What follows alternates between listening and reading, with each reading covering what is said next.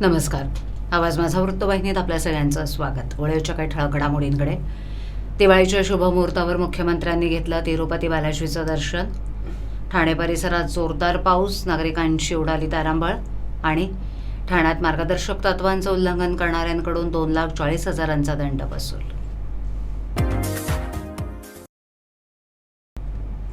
मुख्यमंत्री एकनाथ शिंदे यांनी दिवाळीच्या शुभमुहूर्तावर काल सहकुटुंब तिरुपतीला जाऊन तिरुपती बालाजीचं दर्शन घेतलं. यावेळेला त्यांच्यासह त्यांचे सुपुत्र खासदार डॉक्टर श्रीकांत शिंदे, पत्नी लता शिंदे, सून वृषाली श्रीकांत शिंदे, नातू रुद्रांश आणि इतर सहकारी उपस्थित होते. यावेळेला मुख्यमंत्र्यांनी श्री बालाजी चरणी नतमस्तक होत राज्यातील जनतेला सुखी समाधानी ठेवण्याचं मागणं देवाकडे केलंय. हवामान खात्यानं पावसाचा अंदाज वर्तवला असताना दिवाळीच्या तोंडावर ठाणे शहरात गुरुवारी रात्री 9:30 वाजण्याच्या सुमारास अचानक ढगांच्या गडगडाटात पावसाळा सुरू झाल्यानं दिवाळी खरेदीसाठी गेलेल्या ठाणेकर नागरिकांची चांगलीच तारांबळ उडाली. एका तासात 5.84 मिलीमीटर पावसाची इतकी नोंद झाली आहे. काल रात्री पावसाचं वातावरण निर्माण झालं होतं. सुरुवातीला जोराचा वारा सुरू झाला.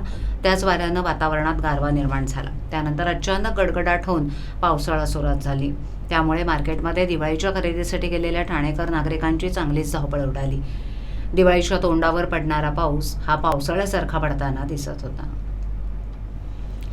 ठाणे महापालिका क्षेत्रातील हवेची गुणवत्ता कायम राखली जावी यासाठी सर्व प्रभाग समिती स्तरावर पालिका आयुक्त अभिजित बांगर यांनी भरारी पथकाची स्थापना केली आहे. या पथकाने गुरुवारी केलेल्या कारवाईत सायंकाळपर्यंत 93 जणांना नोटिसा बजावण्यात आल्यात. तर नियमांचं उल्लंघन केल्याप्रकरणी एकूण 2,40,600 रुपयांचा दंड वसूल करण्यात आला. यात डेब्रिश वाहतूक करणाऱ्या एकूण 33 वाहनांवर कारवाई करण्यात आली. प्रभाग समितीनिहाय नेमण्यात आलेल्या भरारी पथकानं ठाणे शहरात बांधकाम सुरू असणाऱ्या 98 ठिकाणांची पाहणी केली. पालिका क्षेत्रात विविध ठिकाणी बायोमास जाळणाऱ्या 10 जणांवर दंडात्मक कारवाई करण्यात आली आहे. दरम्यान यांत्रिकी पद्धतीनं शहरातील 120 किलोमीटरच्या रस्त्यांची साफसफाई करण्यात आली आहे. ठाणे जिल्ह्यामध्ये कुष्ठरोग प्रसार कमी करण्यासाठी दिनांक 20 नोव्हेंबर ते 6 डिसेंबर या कालावधीत ग्रामीण भाग आणि शहरी भागातील अतिजोखीमग्रस्त लोकसंख्या असणाऱ्या भागात कुष्ठरोग शोध मोहीम आणि सक्रिय क्षयरोग शोध मोहीम राबवण्यात येणार आहे. या मोहिमेसाठी 2,354 पथकं तयार करण्यात आली आहेत. दिनांक 20 नोव्हेंबर ते 6 डिसेंबर या कालावधीत ही पथकं घरोघरी जाऊन कुष्ठरोग आणि क्षयरोगाबाबत संपूर्ण माहिती सांगून महिलांची तपासणी, आशा स्वयंसेविका आणि पुरुष यांची तपासणी पुरुष स्वयंसेवक, आरोग्य कर्मचारी यांच्यामार्फत करण्याच्या सूचना जिल्हाधिकारी अशोक शिंगारे यांनी दिल्या. राष्ट्रीय कुष्ठरोग निर्मूलन कार्यक्रमांतर्गत जिल्हा धोरणात्मक योजनेचं विमोचन आणि जिल्हा समन्वय समितीची बैठक 7 नोव्हेंबर रोजी जिल्हाधिकारी ठाणे यांच्या दालनात पार पडली. या बैठकीमध्ये या मोहिमेबाबत माहिती डॉक्टर गीता काकडे, सहाय्यक संचालक आरोग्य सेवा, जिल्हा क्षयरोग अधिकारी, जिल्हा क्षयरोग केंद्र ठाणे यांनी सांगितली. या बैठकीमध्ये डॉक्टर परगे, जिल्हा आरोग्य अधिकारी ठाणे, डॉक्टर मृणाली राहुड, निवासी वैद्यकीय अधिकारी, जिल्हा सामान्य रुग्णालय ठाणे, शहर क्षयरोग अधिकारी, वैद्यकीय अधिकारी, पर्यवेक्षक नागरी कुष्ठरोग पथक ठाण्यात उपस्थित होते. আমার নাম সুলতানা খাতুন। আমার বাচ্চার বয়স 2.5 বছর। আমার বাচ্চা ইনজেকশন টাইমে নিত। আমার বাচ্চার শরীর অসুস্থ হওয়ার কারণে আমার বাচ্চা কিছু ইনজেকশন নিতে পারেনি। আমি খুব ভয় পেয়ে গেছিলাম এটা নিয়ে, আমি কি করব, অনেক কিছু হয়ে গেছে।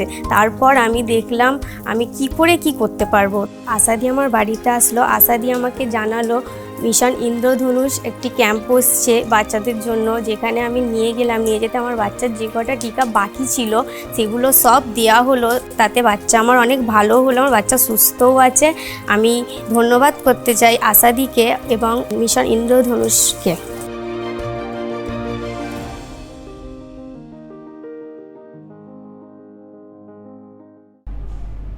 ठाणे महापालिका मुख्यालय इमारत, पालिकेच्या इतर वास्तू, शहरातील प्रमुख बाजारपेठा आणि शहरातून जाणाऱ्या उड्डाण पुलांवर दिवाळी सणानिमित्त विद्युत रोषणाई करण्यात आली आहे. या विद्युत दिव्यांच्या प्रकाशामुळे शहर उजळले. ही रोषणाई सगळ्यांचं लक्ष वेधून घेते. या विद्युत रोषणाईमुळे सायंकाळच्या वेळेस शहराला एक वेगळंच रूप प्राप्त झालंय. दिवाळी सण हा रोषणाईचा सण म्हणून ओळखला जातो. दिवाळीनिमित्त शहरातील सार्वजनिक ठिकाणी विद्युत रोषणाई करण्याचा उपक्रम ठाणे महापालिकेचे तत्कालीन आयुक्त संजू जयस्वाल यांनी सुरू केला. या उपक्रमात त्यांनी बांधकाम व्यावसायिक संघटना आणि शहरातील व्यापारी वर्गाच्या मदतीनं शहरात विद्युत रोषणाई केली. तेव्हापासून ही परंपरा शहरामध्ये कायम आहे. करोना काळात या परंपरेत काहीसा खंड पडला होता, परंतु गेल्या वर्षीपासून ही परंपरा पुन्हा सुरू झाली असून यंदाची ही परंपरा कायम असल्याचं दिसून येते. ठाणे महापालिकेतील अधिकारी कर्मचाऱ्यांना यावर्षी 21,500 रुपये सानुग्रह अनुदान मंजूर करण्यात आले. मात्र यावर्षी वर्ग 1 मधील अधिकाऱ्यांना सानुग्रह अनुदान दिलं जाणार नसल्याचं पत्रक पालिकेनं काढलंय. त्यानुसार 217 अधिकाऱ्यांना सानुग्रह अनुदान मिळणार नसल्याचं स्पष्ट झालंय. तसंच सानुग्रह अनुदानामुळे पालिकेच्या तिजोरीवर पडणारा बोजाही 50 लाख रुपयांनी कमी होणार आहे. ठाणे महापालिकेनं यंदा सानुग्रह अनुदानात वाढ केली आहे. त्यामुळे पालिकेच्या तिजोरीमध्ये सुमारे 20 कोटी रुपयांचा बोजा पडणार आहे. ठाणे महापालिकेत सध्या 6,509, शिक्षण विभागाचे 697, पालिका कंत्राटी 73, अनुकंपा 66 आणि इतर विभागात 233 असे 7,578 कर्मचारी कार्यरत आहेत. तर परिवहनचे सुमारे 1,500 कर्मचारी आहेत. खाजगी कंत्राटदाराचे सुमारे 2,500 कर्मचारी कार्यरत आहेत. या सर्व कर्मचाऱ्यांना टप्प्याटप्प्यानं सानुग्रह अनुदानाचं वाटप सुरू झालंय. परंतु पालिकेनं नुकतंच एक पत्रक काढलंय. या परिपत्रकानुसार वर्ग 1 मधील अधिकाऱ्यांना सानुग्रह अनुदान दिलं जाणार नसल्याचं स्पष्ट झालंय. त्यामुळे पालिकेच्या तिजोरीवर पडणारा बोजा सुमारे 50 लाख रुपयांनी कमी होणार आहे. पालिकेची आर्थिक स्थिती नाजूक असल्यानं मागील वर्षी देखील पालिका आयुक्तांनी हा निर्णय घेतला होता. त्यावेळेला या अधिकाऱ्यांनी मुख्यमंत्री एकनाथ शिंदे यांची भेट घेतली होती. त्यानंतर त्यांना सानुग्रह अनुदान मंजूर करण्यात आलं होतं.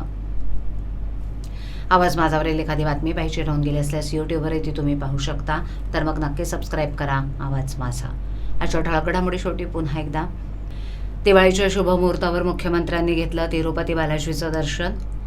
ठाणे परिसरात जोरदार पाऊस, नागरिकांची उडाली तारांबळ. आणि ठाण्यात मार्गदर्शक तत्वांचं उल्लंघन करणाऱ्यांकडून 2,40,000चा दंड वसूल. आपल्या विभागातील काही सूचना अथवा समस्या असल्यास ते आमच्यापर्यंत जरूर पोहोचवा. आम्ही तुमचा आवाज नागरिकांपर्यंत नक्की पोहोचवू. आम्हाला संपर्क करण्यासाठी आमचा पत्ता आवाज माझा 103 साईल 1 आदर्श नगर कोलबाड रोड ठाणे पश्चिम. आमचा दूरध्वनी क्रमांक 7666213141. आमचा ईमेल ID awazmaza.tvnews@gmail.com. तर मग पुन्हा भेटू याच वेळी याच ठिकाणी काही नवीन घडामोडींसह आवाज माझा वृत्तवाहिनी. तोपर्यंत नमस्कार.